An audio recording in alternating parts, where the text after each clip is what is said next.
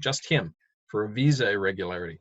He was in tears, you know, and just all that suffering in there. They held me there without explanation, and didn't even question me, and then they just deported me back to the Netherlands. Wow. I said I wasn't welcome in England, and I said, why is that? And they wouldn't answer. So, you know, I mean, just the same bullshit, right? Pissing the right people off. You mentioned China earlier, Dan, and has something been encroaching on Canada's west coast? Well, for years. It's even been officially admitted. There was a guy called Richard Fadden. He was the head of the Canadian Security Intelligence Service. This is like MI5 in Canada, right? And he said about 8 years ago now, he said that the Chinese government had been systematically infiltrating the British Columbia government on the west coast of Canada, especially in the resource ministries. And he stepped down from his job very soon after making that statement. He's never talked about it since. But the Trudeau government in Canada has, one of the first things Justin Trudeau did when elected was he removed all restrictions on Chinese investment in Canada. And he passed this law that the Harper government had initiated called the Foreign Investment Protection Act, which allows China to station their own troops on Canadian soil to protect their investments. Now, I thought that might be considered an act of treason, but this coronavirus nonsense came along to bail him out. Trudeau was also being investigated by the RCMP for taking bribes in what's called the SNC Lavalin scandal. He and his cabinet members, but you know, like a war, this health fiasco is just allowing distraction from all that. But it's clear. I mean, that's at the official level. For on the ground for many years, and I was working as a street minister as far back as the 1980s in Vancouver, where I first began to meet Native people. And the stories that people were telling me, the women disappearing, whole families going missing, Aboriginal families along a northern highway. It's called the Highway of Tears in northern British Columbia. Now, you trace the liquid natural gas sites that the Chinese are after and are developing. PetroChina is the biggest oil gas company in China. They own all these liquid natural gas sites.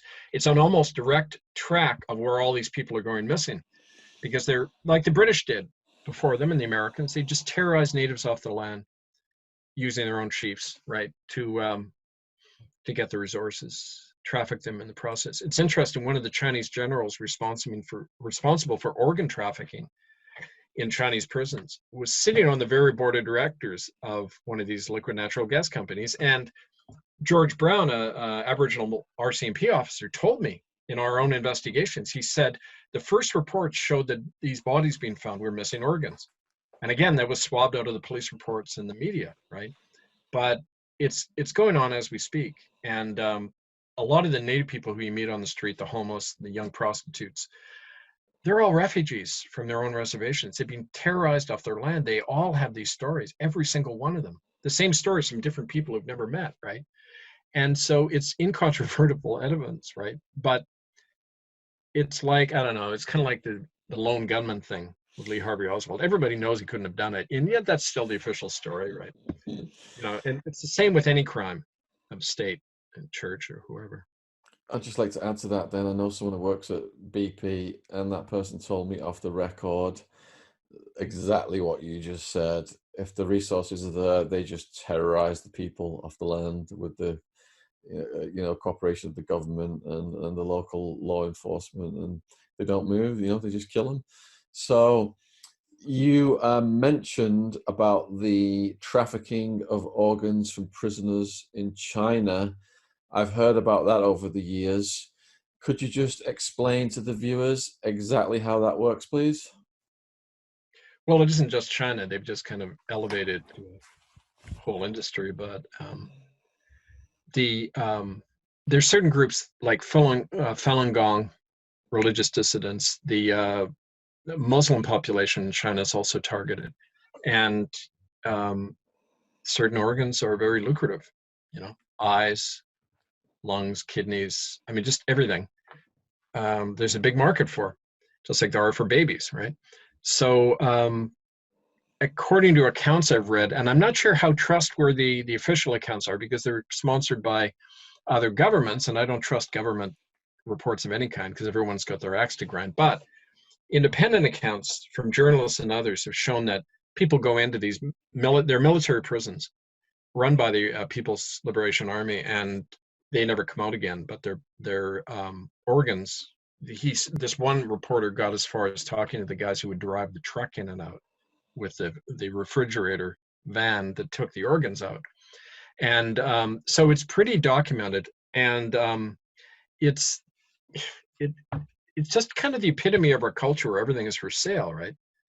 Everything has a dollar sign, and that's the bottom line, not humanity. And so it's not surprising, but to think it's happening in your own backyard, that's a big leap for people, right? Because suddenly your society is not what you thought it was, and you're at risk. And that's why it's difficult. I mean, thousands of people will come out to protest many issues, but we were always lucky to get more than 24 to any of our protests about genocide and all of this stuff happening in Canada. Nevertheless, we had a huge impact because it's not about numbers, it's about truth and persistence. And if you're hitting them where it counts, right? Somebody once told me something about the Chinese prison organ system. Then I'm going to run it by you and see if it's plausible. So, for example, prisoners who were sentenced to death wouldn't know when their execution was coming. And then if a Westerner, wealthy Westerner, wanted particular organs, then that Right. prisoner would be executed and the organs sold, and massive amounts of money exchanging hands. Yeah, there's a shopping list. It's like there's a quota. The same is true we found in the Catholic orphanages in British Columbia. We documented this from women who'd been in them. The Catholic Church gets a quota every month from adoption agencies of the number of babies they need. And so they then go to young Catholic girls who get pregnant. And the priest and a doctor who works for the church shows up and says, we could raise your baby better. This is when the girl is still pregnant. They say, it's going to be shameful for you. Just give the baby to us and we'll raise it. Boom. Of course they're against abortion because it cuts into their profit margins. They traffic these babies, right? It's this whole pro-life nonsense, right? It's just, so that it's a whole system at place. There's even a thing in Vancouver hospitals called the BFA protocol, baby for adoption. And if you're on the BFA protocol, the mother is given special drugs to keep her tranquilized. She's given lactation suppressants, things to keep her disoriented and doubting. They put her in front of a TV and give her videos about how the church is a better parent than you are.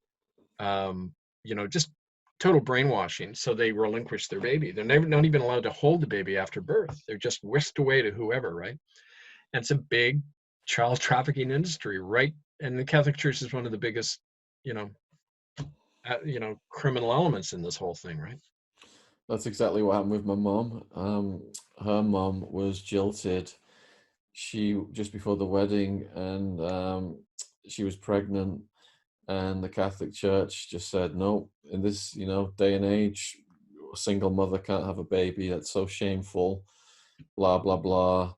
And a lot of my mom was really suffered from depression and anxiety over the years because trying to find out who her real mother was, which sadly she did find the dad, but the mother had died by the end of that journey. Okay, so what is the recent evidence then of the Crown Vatican connection? Well, it leads on from one thing I was going to say in answer to that. The present Pope, Francis, Jorge Bergoglio, he won his spurs in the church by doing that in Argentina. He would traffic children of political prisoners during the dirty wars. He was good friends with the military junta. He was one of their public relations guys. They killed over 30,000 of their citizens in their prisons in the late 70s and 80s. And that was just part of the Falklands War. That's why it broke out, right?